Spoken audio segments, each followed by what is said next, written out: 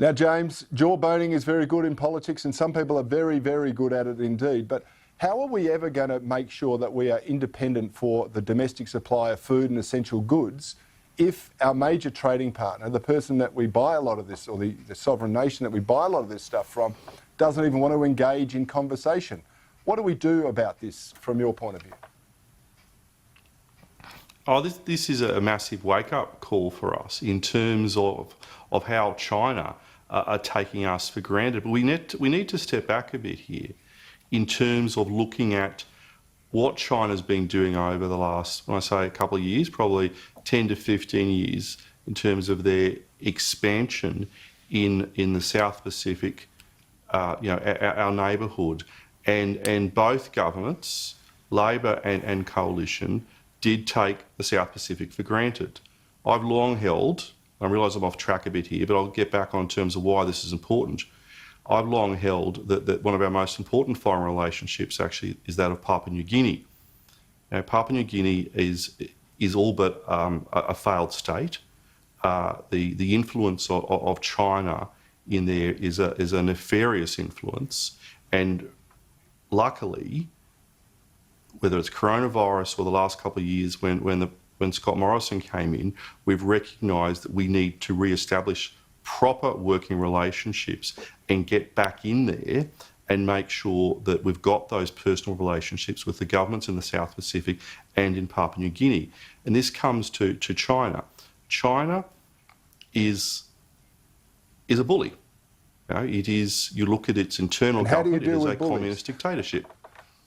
The way you deal with bullies is you don't let them bully you around. But what you've got to do when you are a small country like Australia, a small to medium country like Australia, we've got to make sure that we work with other countries, whether it's the United States, United Kingdom, the European Union, and our neighbours in the South Pacific, to make sure that when we're having a fight with this big bully, that we've got people beside us.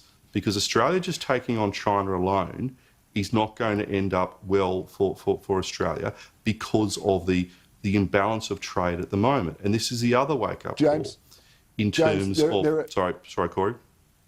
No, so I was going to say there are many very good points you make, but a lot of Conservatives think, we shouldn't be involved in throwing money or giving money to other nations. But the point you made, that we need these allies, and it doesn't mean militarily, we need them in the region to be supportive of us. And so as a part of that, we've got to support them in their democratic methods or in building their infrastructure. Because if we vacate that, we lose, we cede it to a less benevolent player, is how I would put it. James McGrath, surely there are some things that we can do to improve or review the status that we currently have. I mean, I for one, am tired of being lectured by the Greens normally, who hold up the latest UN vote or some statement and belt us around the head with it, even though that statement has been made by a bunch of people whom it applies to even more stringently. They are anti-Semitic in many instances. The Arab nations and the African nations gang up just to seek more money out of the West. It doesn't seem to be working for us. What can we do? What should we be doing with the United Nations at the moment, James McGrath? Well, I'm hoping that some of the listeners out there might be able to drop us an email and tell us, is there a part of the United Nations that really does work? Because while you was talking, I was trying to rack my brain and think of a part that actually works. And it comes down to that key question, is it fit for purpose? And if it was, for example, a state body or a federal body, it would probably have a Royal Commission into it, in terms of how it is operating, and in terms of the millions of dollars that we send across to the United Nations. I think there might be some good that happens somewhere. The UN peacekeepers, for example, but that can be done on a regional basis. But all these other bodies that are around the shop, with all those acronyms that come out of a can of alphabet soup, I'm with Liz on this one. I just don't know what it does. Like, it's a giant big talking shop that allows people from countries who don't share the values that unite us as Australians to come and lecture us and tell us about how we treat ourselves. We are a liberal democracy here in Australia. If we don't like how it is, you can vote people out. And you've got people from the stands and all these other, weird republics around the place, come off it. It really doesn't pass the pub test if the pub happened to be opened. James, I'll get your feedback on this, but part of the game of being involved with the UN shouldn't involve spending hundreds of millions of dollars to get a seat on some board because it looks good or because somehow it's going to make us feel a big part of the international community. Ultimately, don't we have to go there, state our case, say we will be looking after ourselves as a nation, we'll be acting in the best interest of our nation, we will be a good international player, but don't tell us how to run our country at home. James? I totally agree, and I would always prefer the money to be spent in Australia. But if we're trying to build up a coalition of the willing and a coalition of like-minded people to stand up against the bullies of this world, I'd prefer the money to be spent in our backyard or the front yard in the South Pacific to help those countries, rather than going into some massive monolith over in New York, which just is just full of lots of meeting rooms and lots of people doing a lot of talking. Sometimes I'm frightened that some Australians are not embarrassed, but perhaps a little bit too bashful about being Australian. We're a pretty good country. Like, everybody on this panel's travelled a fair bit. You go around the world and you get back to Australia and go, we've got some problems here in Australia, but we're a really good country. I wouldn't want to live anywhere else in the world. And yet people come over here and tell us, oh, you're doing this wrong. The Great Barrier Reef, it looks the wrong colour on this day, or all this type of business, or you painted the rocks the wrong colour. It's like, seriously, leave us alone and go and focus on countries who actually do need assistance. Hear, hear. James McGrath, you have been a massive voice in the Parliament about the importance of freedom of speech. Do we still have it? Or has it gone the way of the dodo or the way of the woke brigade? It's in danger of going, and it's in danger of going for the very reasons that you've outlined. But the main reason it's in danger of going is we need more of us to stand up and defend our values and defend freedom of speech, because too many companies, too many organisations are allowing their HR department or their corporate communications department, who tend to be staffed by 30-year-olds, 20-year-olds, fresh out of university. They haven't been taught to think properly. They're on the Twitter, they're on the other forms of social media, and they're frightened about what this electronic lynch mob may think.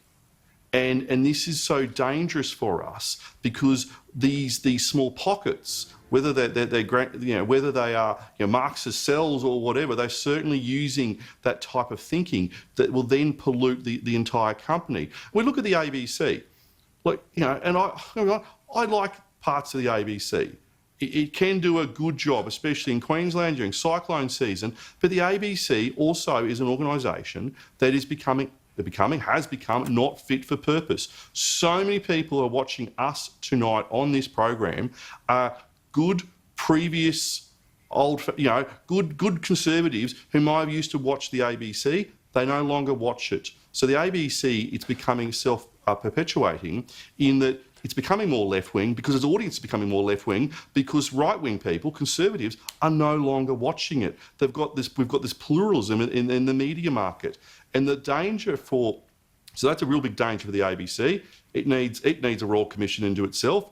It needs to shift its offices out of the CBDs. It needs to open up its. It needs to have ads on it. James, sorry, Corey. I just want to interrupt you there, mate, because it's not just a danger for the ABC. It's a danger for all of us. That what it's doing is crowding out the commercial media market. It is basically encroaching upon the ability for other voices to be able to make a buck. And we need a profitable media market in this country. And the point you make about this online vigilante squad, this media squad that is going after anyone in public life who says something they disagree with, is galling and it's destroying lives. Now, but James McGrath, here's a question for you. Why are the government seemingly afraid to get involved in these important confrontations? They think throwing money at it is somehow going to make the problem go away, when in actual fact, the more money we throw into our education system, the dumber our kids seem to get. Totally. And sometimes we're our own worst enemy. We look at that former Education Minister from New South Wales, Adrian Piccoli, I think that's what his name was. I Yep, think he was Piccoli, probably yep. one of the most left-wing Piccoli, sorry, one of the most left-wing education ministers we've ever seen in this country. But I think you're right about, we just throw all this money at it and we think that's going to solve the problem. It's actually deeper than that. It goes to teacher quality. So we've got, yes, the national curriculum and how it's looked at a state level, but it's actually teacher quality. Too often, those who go into teaching, it's because it's a second choice, it's a third choice. You know, it's just a job.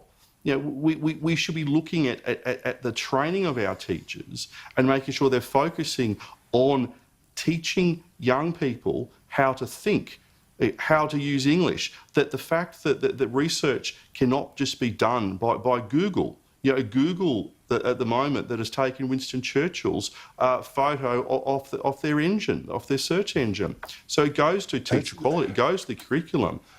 This is, and the trouble is, and you know, Jim before talked about 10 years to start a private university. Well, the best time to plant a tree was yesterday. The next best time is today. So I think we've got to look at doing things like this and pressure our own governments, hello Dan Tehan, in terms of what we are doing in this space. Well, James McGrath, you know the Parliament like the back of your hand. Do you really think that you can make or reverse these changes, these stimulus measures changes, without enduring some mighty political or economic pain for the country? Oh, look, there might be political pain, but the point of going into politics is to stand up for principle and stand up for values. And what Conservatives believe in is smaller government and lower taxes, leading to greater freedom. So what we've got to do to stop the economic pain from being exacerbated is to cut taxes and to cut red tape. Now, stop talking about it. We've got to have serious taxation reform. We're in the midst of a 10-year plan at the moment to lower corporate tax. But what we've got to do is shift away from taxes on production, like payroll tax, company tax, income tax, and move across to taxes on consumption. I've long called for the GST to be put up to 15% and put on everything, but only if we get rid of payroll tax and cut company taxes and income taxes, because that's the only way you can do it. And the second part is red tape. Everybody, if I had $1 for every time someone said, "Oh, we've got to cut red tape, green tape, black tape," I wouldn't be sitting here. I'd be on an island somewhere, having a good old holiday for the rest of my life. We've got to take a serious, methodical approach to all of those red, green, and black tapes. And there's a review of the EPBC Act at the moment. I could bore about red tape, but I'll be put on pause for a moment.